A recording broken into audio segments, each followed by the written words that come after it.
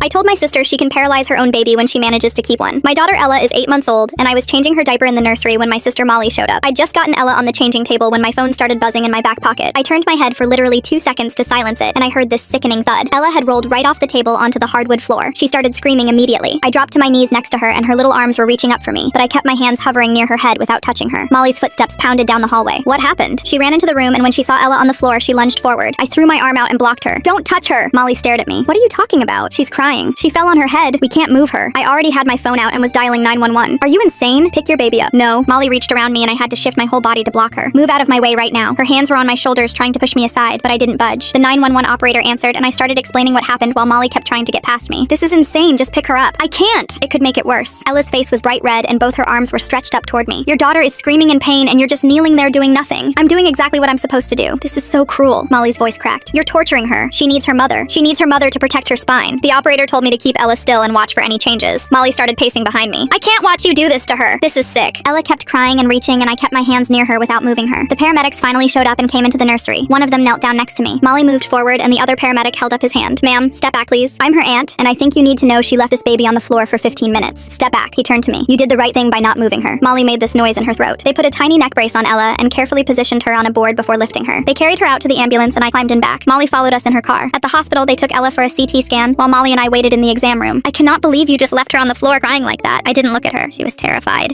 She didn't understand why her mother wouldn't hold her. If I moved her, it could have paralyzed her. You don't know that. Exactly. I don't know, so I did the safest thing. Molly sat down. Any normal mother would have comforted their child. You neglected her. She kept talking about how I was cold and how she would never let a baby suffer like that. The doctor finally came in holding a tablet. Ella is completely fine. No fractures, no bleeding, no signs of injury at all. I put my face in my hands and started crying with relief. The doctor smiled. Babies are strong. The fall wasn't from high enough to cause damage, but you did the right thing bringing her in. Molly stood up. See? She was fine the whole time and you traumatized her for nothing. I wiped my eyes and looked at her. She could have had a spinal injury, but she didn't, so you put her through hell for nothing. Honestly, I'm questioning if you're fit to be alone with her. Something inside me snapped. You know what, Molly? When you manage to keep a baby long enough to have one fall off something, you can paralyze it however you want. Molly went completely silent, then her eyes filled with tears. How dare you? Her voice was shaking. You know what I've been through. I've lost 4 pregnancies and you're throwing that in my face? I shrugged. You just attacked me for an hour for keeping my baby safe. She walked toward the door and stopped. Don't contact me until you apologize for what you said. Then she left. The nurse brought Ella back to me about 10 minutes later, and she was already smiling and grabbing at my hair like nothing had happened. I never sent that apology.